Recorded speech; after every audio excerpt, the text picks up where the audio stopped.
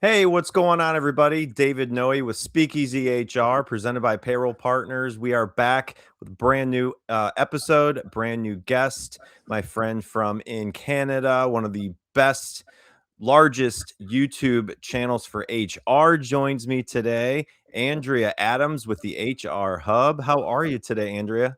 I am great, thank you. And I really like your intro. That's great. Well, I'm gonna have to take notes afterwards about some of yeah, the things you're doing. It's fun. yeah, absolutely. It's a little catchy, a little jingle. Yeah, yeah, yeah. Gets you going on a Monday. So we are live on LinkedIn and YouTube. If you are watching, have a question, chime in as we get into this topic that Andrea is bringing to the show. So, Andrea, for those who don't know you, maybe this is the first time they've heard you talk, and obviously you have your YouTube channel, the HR Hub. So we'll get into that. But tell everybody about yourself. Where to start? No, I'm kidding. I'm obviously an HR YouTuber. I've been doing that for 5 years, and I'm also an HR consultant, mostly to small and medium businesses. Uh, I I do a lot of crisis HR actually. Okay. Mass resignations, terminations, investigations, all that kind of thing. I think mostly just because I'm a good emotional, like it's stressful stuff. I'm a good partner in those circumstances. Um, yeah, that's about it. Otherwise, personally, I like biking Okay. and hiking and Okay. enjoying the Rockies, which I am close to. Okay. All right. Yeah. And you're in Calgary? Yes, All Calgary. right. All right. Very good. I haven't been to Calgary. I've been to Canada a few times, Toronto, Ontario, and Hmm. that area, but definitely it's a Banff. I am close to Banff. I think it's like our number two tourist destination in Canada. okay. All Yeah. right. Well, it's great to have you on as we have connected over the past, I don't know how many months. We both Hmm. are part of the Work Defined podcast community. So you can find both of our podcasts out at Work Defined, the great people over there. It's Hmm. ever growing podcast community. So any kind of HR, workplace, AI, payroll. There's all kinds of fun topics over at Work Defined. So check that out. So Andrea, what's along the way? This is a question I am asking everybody that comes on, and it's about your career and advice you've been given. You know, in times where you felt like it was maybe good advice, but it turned out to be amazing advice. So what's been the best piece of advice you've ever received in your career? Find a place you fit. Yeah. Yeah. Uh, because if you find a place you fit, there's that flow is there that the sort of the intellectual connection to what you're doing is there.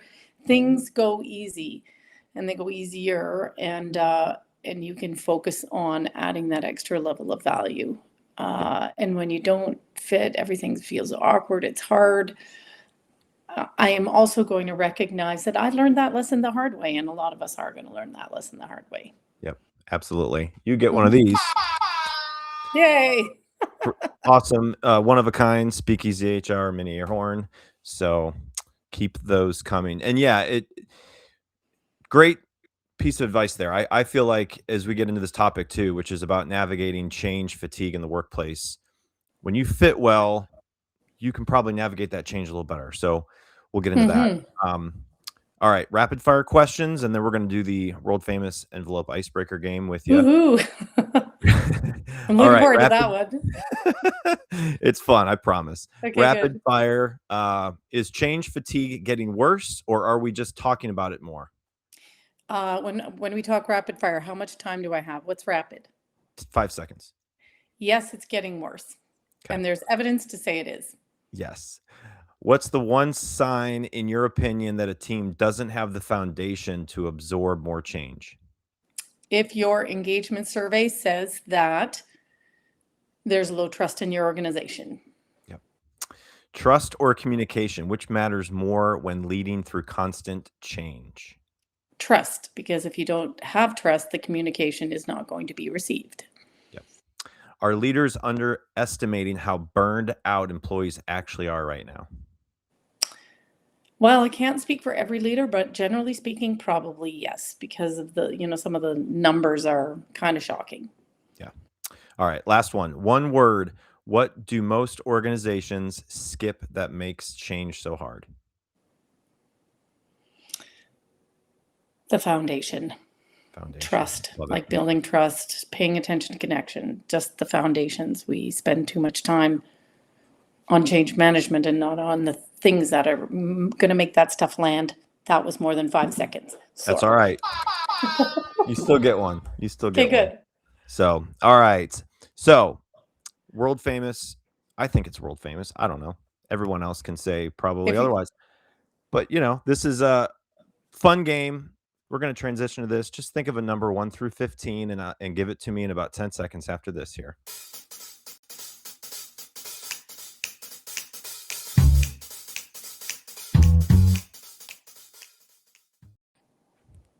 All right.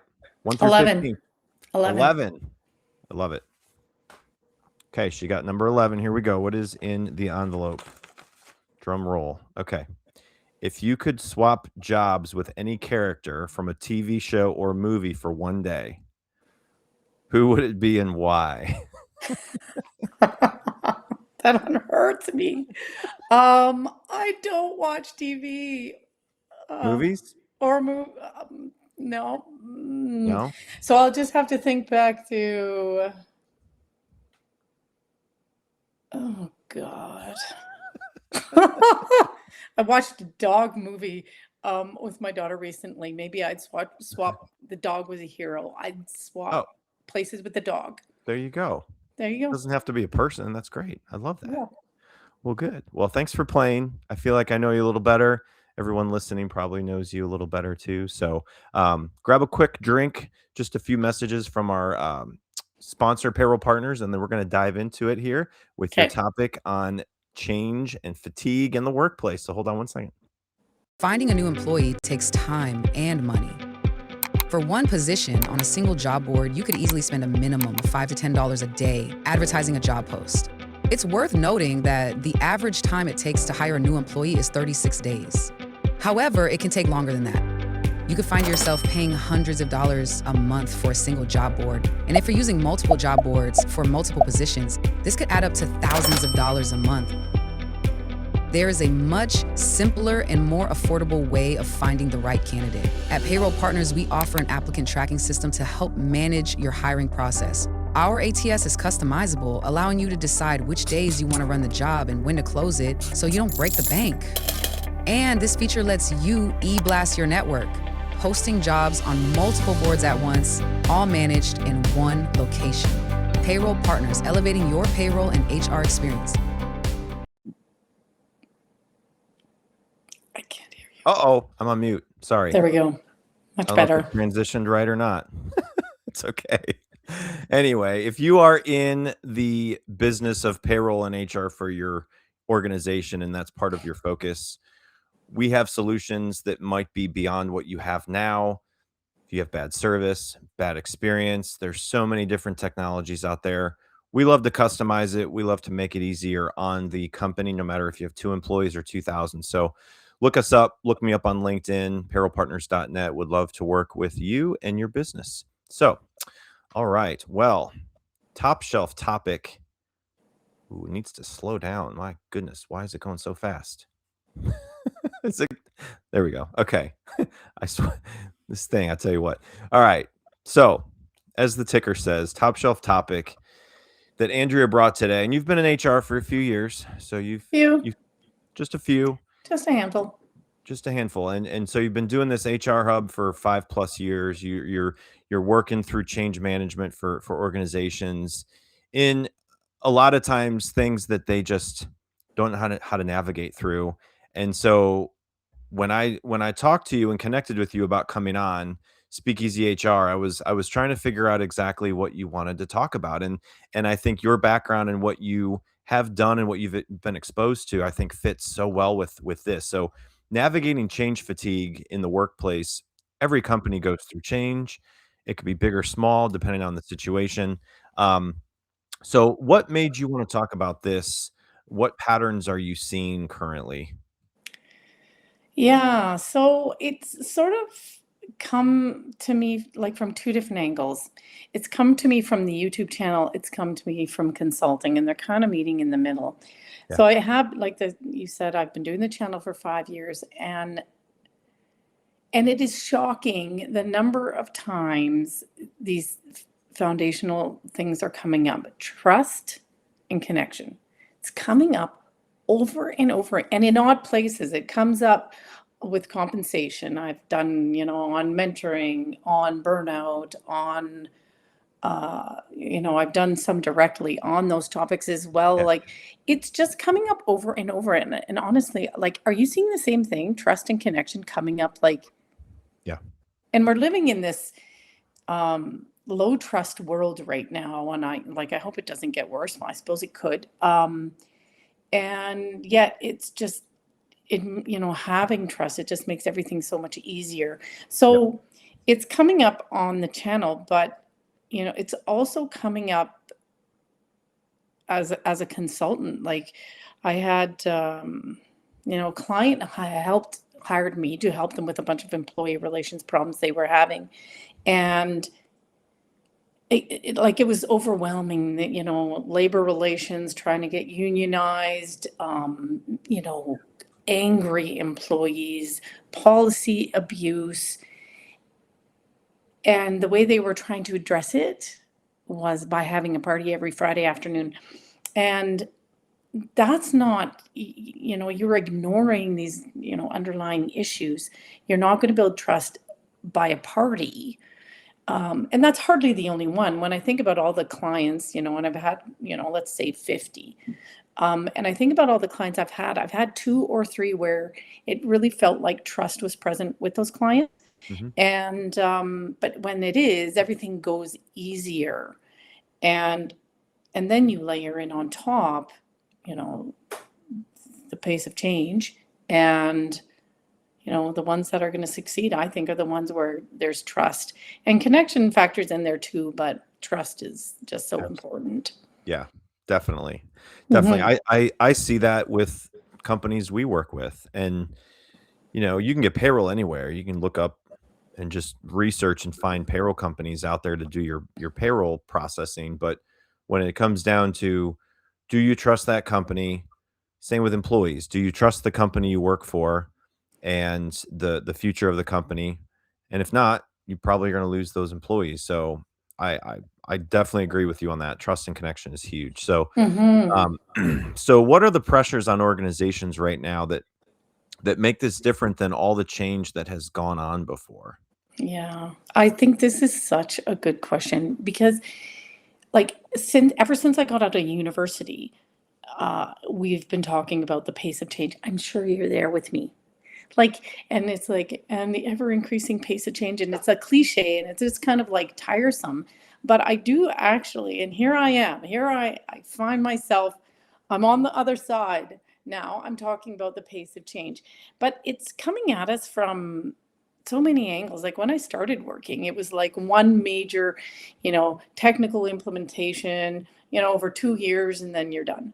Right now, like, that's so not what we're experiencing right now. And so there's this 3 kinds of change I think we're dealing with right now that make this time unusual.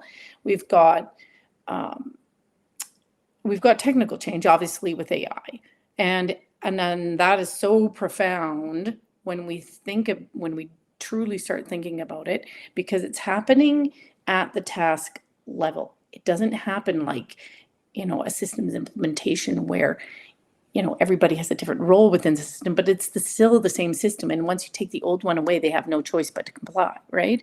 Yep. Um, it's happening at the task level, and it's different for different jobs. So it's really, that has a really profound implications around change and the pace of it, because every 6 months we've got, almost a new entire generation of AI. And so that is creating it's more change. And, I speak from some experience. My husband's an AI consultant, and it's, I liken it to popcorn. Every time you turn around, there is a new AI solution, right?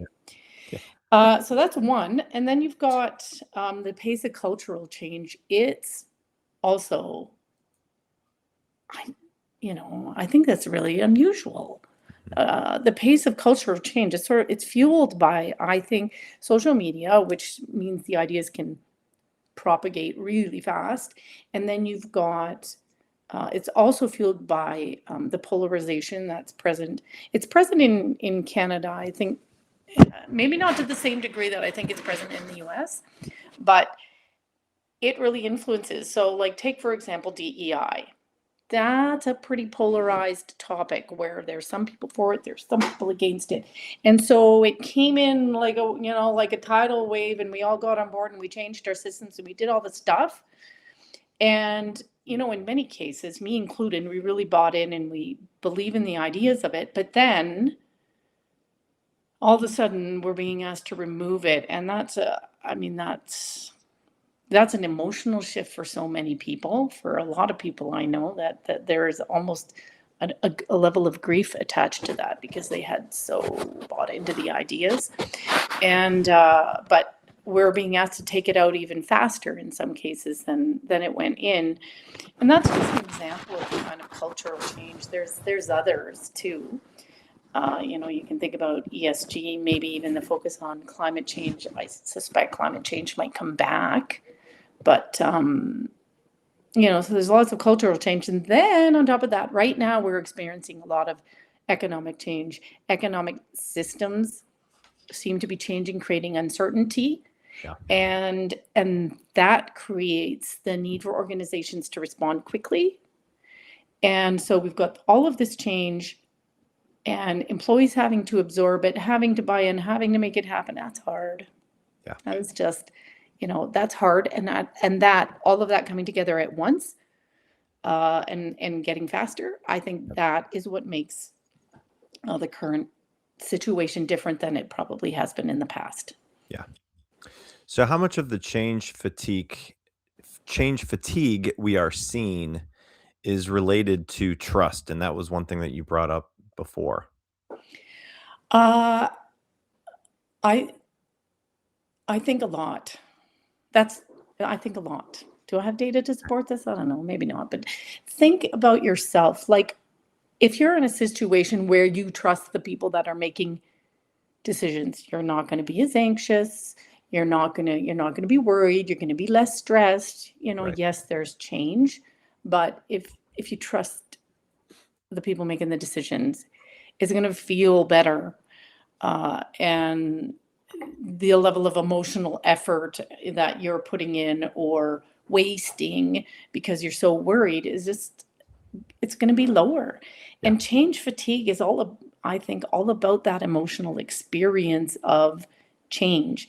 And if we can take the emotional experience down by building trust into our organizations, those employees have more time to focus on what we, actually want them to focus on, which is, bringing that AI on board and, making it a true partner, or, whatever else the change is. I think the two go hand in hand and there's no getting around it. Right. If you want to reduce the level of change fatigue, which I think we should want to reduce. Right. Because if people aren't so tired by it, they can take it on board, integrate it, move faster. Like, I think we should be interested in reducing the level of fatigue employees are experiencing right now. Yeah.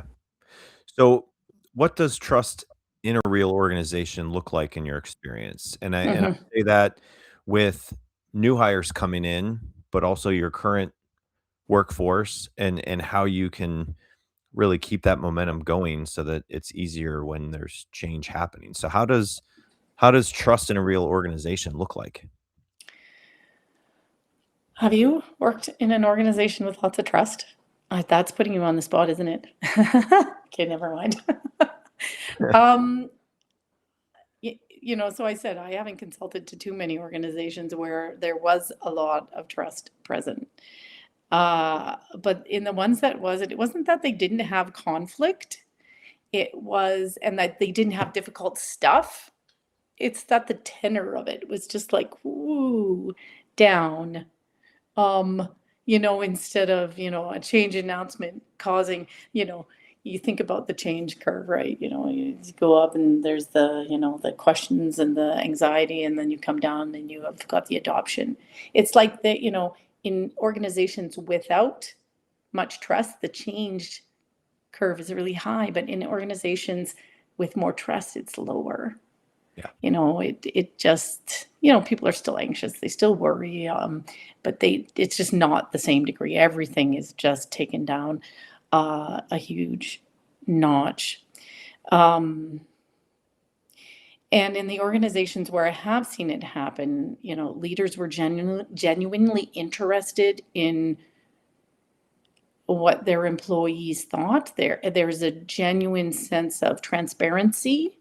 We talk about transparency a lot when we talk about trust, and but there's genuine transparency. So I like one example was a leader who's, and sometimes decisions have to be made fast. So he's trying to make a fast decision, but he would take it, decisions to his leadership team, and he would say, um, 90% of this decision is made.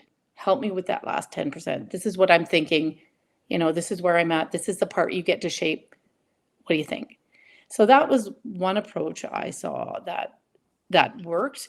At another organization, the leader really consulted. So they had really open meetings, and there really was two-way communication happening. So she would share an idea, and employees, which takes a level of psychological safety, which we need, is part of this too. I mean, it's this complex kind of intermingling. Anyways, she would consult with employees, and they would tell her. And so, yes, and I think there's a reluctance to consult with employees because we think it's going to slow the process down. And I'll be honest, it does. It slows the process down if we are going to engage with employees. But what we don't talk about enough is that it expedites the part after. So yes, you go slow at first to get that, some of those core foundations and decision make, but you go slow to go fast. You go slow to consult the employees, but once that trust is there, they know what the direction is, then you can move fast. And I've seen it happen where put new policies into place, and there's no, people are not suspicious. They take it on board and go. So Hey, everybody, I'm Lori Rudiman. What are you doing? Working? Nah, you're listening to a podcast about work, and that barely counts. So while you're at it, check out my show, Punk Rock HR, now on the Work Defined Network. We chat with smart people about work, power, politics, and money. Are we succeeding? Are we fixing work? Probably not. Work still sucks, but tune in for some fun, a little nonsense, and a fresh take on how to fix work once and for all. it's just, yeah, it's probably the easiest way to say is that the tone of everything just comes down, 25, 30 degrees. It's all, everything just feels easier. Yeah. Is there a situation that stands out to you in your work that you saw a transformation of the company and how you kind of played a part in that when it comes to the employees' trust level? Because at some point, I'm sure your clients figure out like something's wrong. We've got to phone a friend. We've got to phone Andrea and figure out like how we can get to a better place. And so, what primarily was that situation when it comes to that? Like where did that process go with that company? Does any company stand out that you worked with? And just the overall, I guess, situation, and like, was it just the change in leadership? Was it the change in communication styles? Like, what generally changed in that situation to build that trust? Usually when you get a change in leadership, trust takes a little bit of a nosedive. Yeah. So it's important for that, new leader to take steps to build or maintain trust. I have seen it happen, and Yeah, there was and like I said, I get involved at times of tension, crisis. So I got involved in the termination of a particular leader, and I mean, it was ugly. Like employees going to occupational health and safety anonymously because they didn't trust what would happen if they reported internally. Um, Anonymous complaints getting filed. It was a not-for-profit getting filed to the board because they again didn't trust what would happen even at the board level if they shared their names. Allegations of minor violence, uh, definitely harassment. Um, but the lack of trust also meant that there were lots of people who were supposed to be talking and weren't talking. So there were financial problems of financial mismanagement that nobody, that you had to just discover Yeah. because nobody's telling anybody about it because there's so little trust. It was really bad. Um, in the end, that person ended up being let go and was placed. And, to the best of my knowledge, like the change, and I was part of that. So, and I've just been following along and, keeping the pulse sort of. And it's remarkable, the difference. Yeah. The trust building, the predictability. There's so much work to do, and trust is so easy to erode and so hard to build.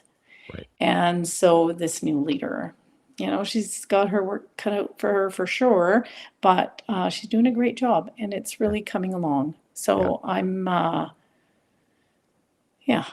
pleased by that. That's an example. Yeah, definitely. Albert's watching live. Thanks, Albert. Greetings to everyone who is listening. Good topic for discussion today. Yeah, I mean, this is something that every organization has to face, and I feel like when you have good retention of clients, when you have good retention of employees, it means a lot of your people trust you, right? So Mm-hmm. I kind of look at anytime I'm in an HR role, and my job is to hire, retain, train people. If Mm-hmm. that retention level isn't high, something's wrong. And if there's a, Yes, that is true. That's it could be very true. Yes. the middle management, right? People couldn't trust the middle manager, people that they have to report to if they don't respect them. And let's Mm-hmm. face it, now you've got however many generations working together. that, 5 that apparently. that that plays a little bit of a change, right? You have Yeah. people coming into the workforce for the first time, and what do they expect out of a company as opposed to somebody that's been working for 25 years? So those expectations are going to be different. So you talked about trust earlier, you talked about connection. So let's talk about connection. So what role does connection at work play in whether people can actually absorb ongoing change? This one I think is just so interesting. Uh, like intellectually interesting and also, I don't know, maybe validating. Anyways, um, I often think about this Harvard's longitudinal study of people, and I'm not good at remembering details of stuff, but they've been surveying the same group of people for a really long time. And the people that are healthiest and living longest are the ones that are most connected, that they have close connections in their lives. Hmm. And connection builds health. And but it also is a buffer for things like burnout. Like if you feel connected, if you've got that bestie at work, like you just feel like you feel safer. There's somebody you can talk to when you're having a bad day. There's somebody that's is going to sort of hear you out or make it crack a joke and Yeah. make you laugh and like give you, share a perspective with you. Yep. So it's connected with health, and change fatigue is connected with not being healthy. And so if we want to give people more of a buffer, more of like their well to be deeper, we want them to have connections at work. Yeah. That's just more resilience to draw upon. And that's another place it's come up is resilience, because I have had that conversation too, and it's come up in conversations about resilience. Gallup has been telling us for decades that connection at work matters. They've been one of their top 12 questions is, do you have a best friend at work? Hmm. And they keep asking the question because it matters. It matters a lot.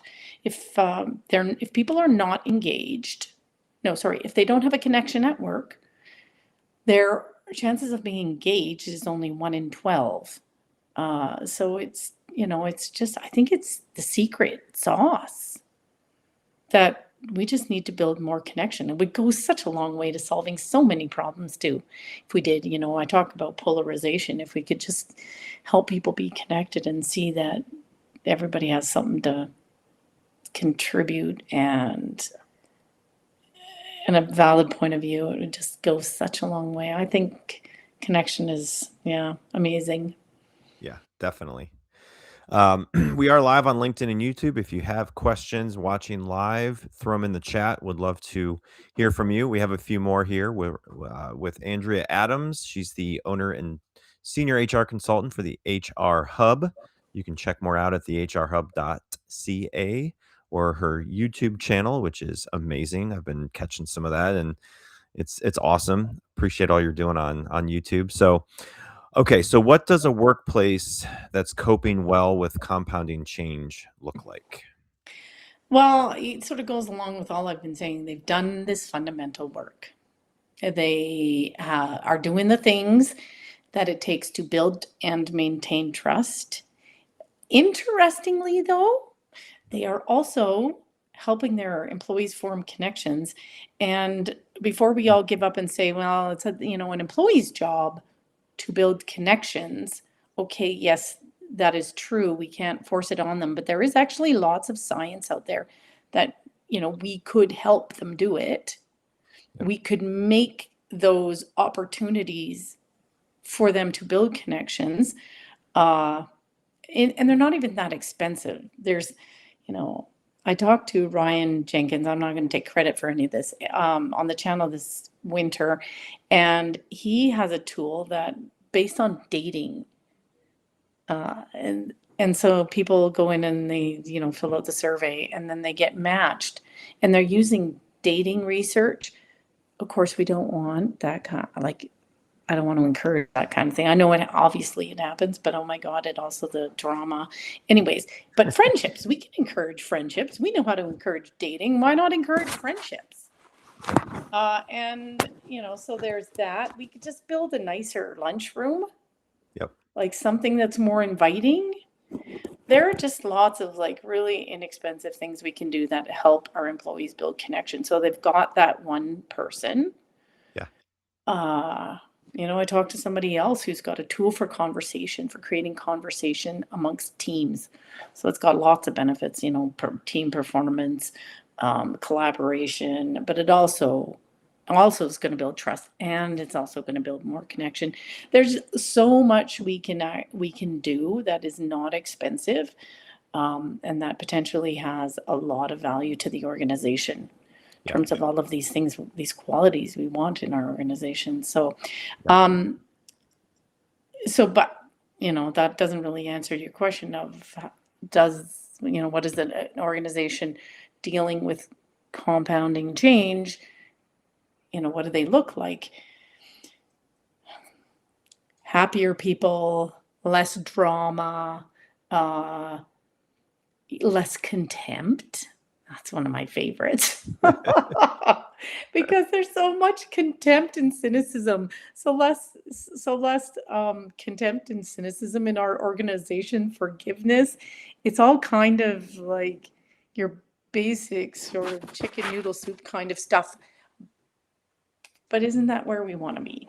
Yeah. And it's not to say that they are perfect by any stretch. That does not happen. Right. But better. We can do better. Yeah. HR can help create better. And I think for, the path to better is it starts with trust, connections, great. Do those things and set yourself up for easier change. My guest next Monday, the topic is just a spoiler alert if you haven't seen it. It's how to squash the Sunday scaries. Ah, So yes. it's Yes. a very good segue from this topic. Yes. So Yes, it's going to do that. Who would you'd definitely be more excited to go to work if you know that, your work best friend is going to be there, or you got, you're having positive experiences there. you spend a lot of time with the people you work with, more than your You family. sure? Yes, you sure do. So, Yeah. okay. So, what practical steps can HR leaders take that don't require a big budget or a formal program that you haven't talked about yet? Yeah, it's a little bit I know, HR, we influence. So Mhm. it's how do we build and use the influence we have. And so we have to educate ourselves. So I would encourage HR leaders to read Charles Feltman's book, The Thin Book of Trust. He talks about 4 principles of trust in there. Let me remember them: reliability, sincerity, competence, and care. These are the 4 dimensions of trust. And when we are mindful of those 4 dimensions of trust, we can work to build them. We can also work, use our influence with senior leadership when we have that opportunity. Mindful that your audience is probably a lot of different levels with differing levels of influence. But, if you've got a client you want to build trust with, you can say something like, I want there to be trust between us. What does that look like for you? I mean, that is brave, but who doesn't want that? I mean, maybe you're going to get that super cynical leader who rains on your parade, but good for you for trying if they do that and they're a jerk. It says more about them than it does about you. So there's that. Around connection, again, use your sense about where this fits, but also instead of next time, if you yourself want to build connection, go to somebody and say, can you help me, rather than asking AI. Yeah. Like, that's something that's going to build a connection. People want to be helpful. Right. Most people. Most Most people. So that's something you can do. And if you have a budget, there's lots you can do. Lots, so much. There's systems to encourage conversation, and I've talked to somebody on my show who was doing that. There's some, I talked about connection. There's that. There's workshops. There's just so much. It is important, of course, and I surely acknowledge that it's important to work with leaders and align along business direction. All of the stuff we're doing is to create an effective organization that can execute well on the business objectives. Yeah. And building trust and connection would be there to do that as well. So how does it fit and match? All of this has to all come together. Absolutely. Mhm. Got to give you that again. Yay. All right. Last question for you, Andrea. If you could give one piece of advice to HR leaders managing this all right now, with change and culture and having influence and connection and trust and all of that, what would one piece of advice be that you could give them and give them up to work on? I think I did it actually a lot in my last example, or my last question. Read Charles Feltman's book, model what we want to see, use your influence where you have it. I like to plant seeds. Sometimes those seeds take a long time to bear fruit, but talk about trust, talk about connection. Don't skip including the connection question when you're developing your engagement survey, rolling that out. Like, do it, do all of that. And as you get more influence, use it. Absolutely. All in the interest of creating business value, of course. Yeah. Definitely. So if you're not following the HR Hub on YouTube, shame on you. You should be out there following this.